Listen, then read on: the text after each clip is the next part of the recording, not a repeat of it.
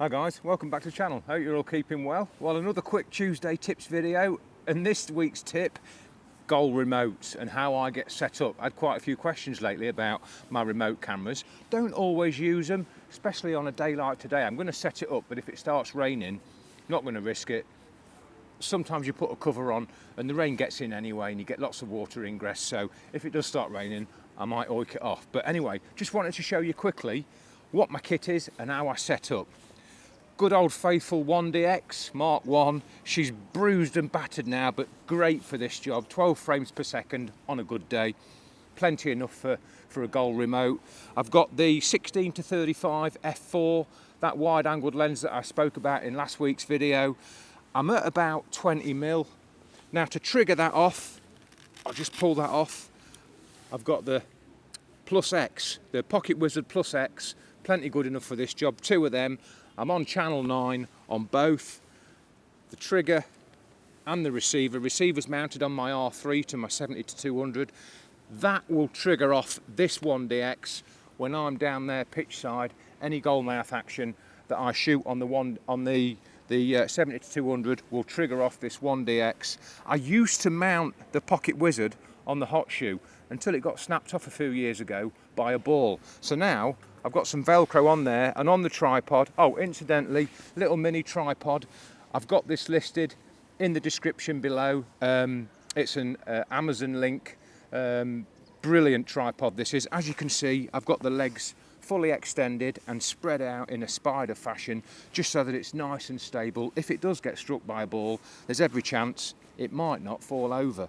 The other thing to check, always check that the net, if you get a good ball bulger about here, it's not going to touch your camera. So I always pull that net right back just to make sure that the ball does not hit the camera or the lens if there's a good goal and you get a perfect ball bulger, as we call it. So yeah, that's plenty good enough for me.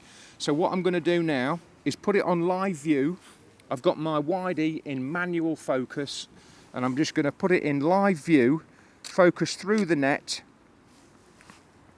and just going to focus about 4 or 5 yards past the goal line on the grass. So I'm just going to do that now, manually focus. I'm zoomed right in on the live view on the wide-E. That's the grass focused. That's spot on. Don't touch it again, leave it at that. Right, settings wise, 12/50th, that's plenty fast enough, and I'm at 5.6, f5.6, just to give me a nice little bit of depth. So any action or that the ball might be a little bit blurred, but if the goal scorer's in the 5-yard box, he's going to be nice and sharp, because that's where I focused. That's my focus point is. So that's that. Let's take it off live view again. Actually, let's put it back on live view. I'm getting carried away here. Just going to get it angled nicely now. I'll show you this on the screen in a minute, but I'm just going to get it angled nicely. I'm at 20mm, I'm at 19, 20mm, and I've got both goal posts either end of the frame. I've got this obviously nice and low. I'm angling it up. I've got the crossbar in. I've got the grass in the front, and that is a pretty perfect frame. I'm just going to go up one on my exposure compensation, and that will be that. So that's good, spot on.